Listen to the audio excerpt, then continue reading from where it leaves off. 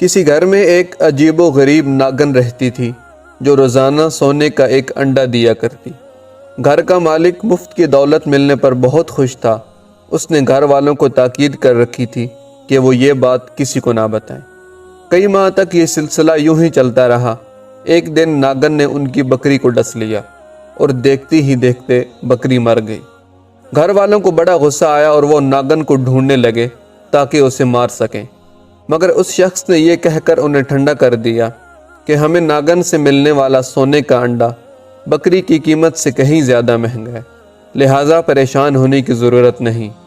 کچھ عرصہ بعد ناگن نے ان کے پالتو گدھے کو ڈس لیا اور وہ بھی فوراً مر گیا۔ وہ لالچی شخص گھبرایا مگر تھوڑی ہی دیر میں دوبارہ لالچ کے نشے میں آ گیا اور کہنے لگا اس نے آج ہمارا دوسرا جانور مار ڈالا۔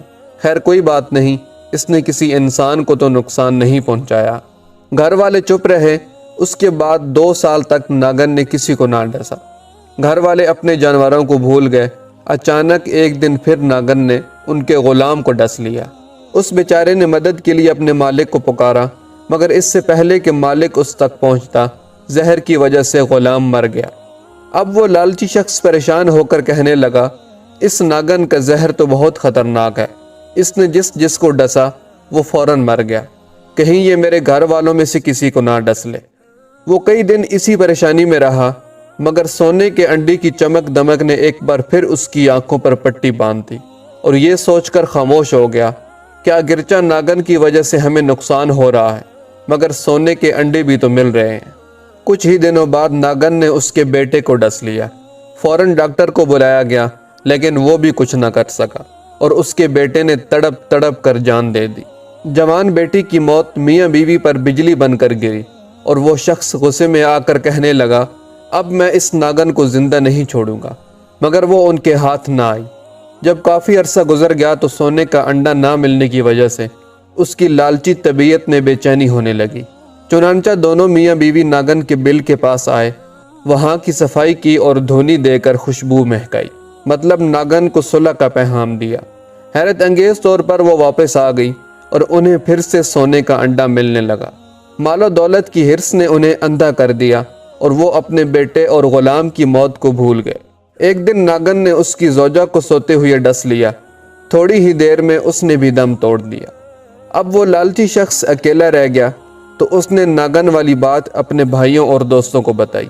سب نے مشورہ دیا تم نے بہت بڑی غلطی کی، اب بھی وقت ہے سنبھل جاؤ اور جتنی جلدی ہو سکے اس خطرناک ناگن کو مار ڈالو۔ اپنے گھر آ کر وہ شخص ناگن کو مارنے کے لیے موقع تاک کر بیٹھ گیا۔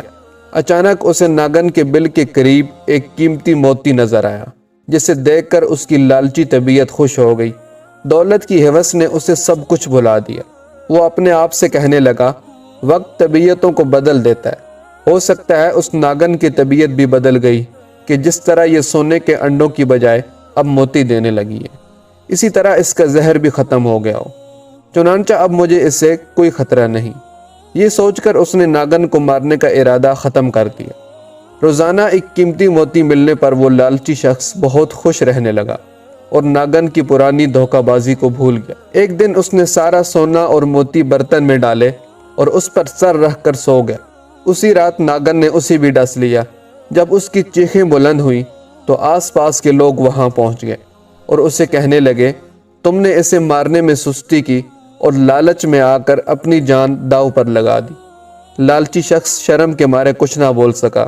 اس نے سونے سے بھرا ہوا برتن اپنے رشتہ داروں اور دوستوں کو دیتے ہوئے نہایت حسرت کے ساتھ کہا کہ آج کے دن میرے نزدیک اس مال کی کوئی قیمت نہیں، کیونکہ اب یہ دوسروں کا ہو جائے گا اور میں خالی ہاتھ اس دنیا سے چلا جاؤں گا۔ اور پھر کچھ ہی دیر بعد وہ اس دنیا سے رخصت ہو گیا۔ دوستو آپ نے دیکھا کہ مال و دولت کی ہرس نے ہنستے بستے گھر کو اجاڑ کر رکھ دیا۔ حریص کی نگاہ محدود ہوتی ہے جو صرف وقتی فائدہ دیکھتی ہے، جس کی وجہ سے وہ درست فیصلے کرنے میں ناکام رہتا ہے۔ جیسے کہ اس حکایت میں لالچی شخص کو دولت کے نشے نے ایسا مدہوش کیا کہ بیٹے اور زوجہ کی موت بھی اسے ہوش میں نہ لا سکی اور بالآخر وہ خود بھی موت کے منہ میں جا پہنچا۔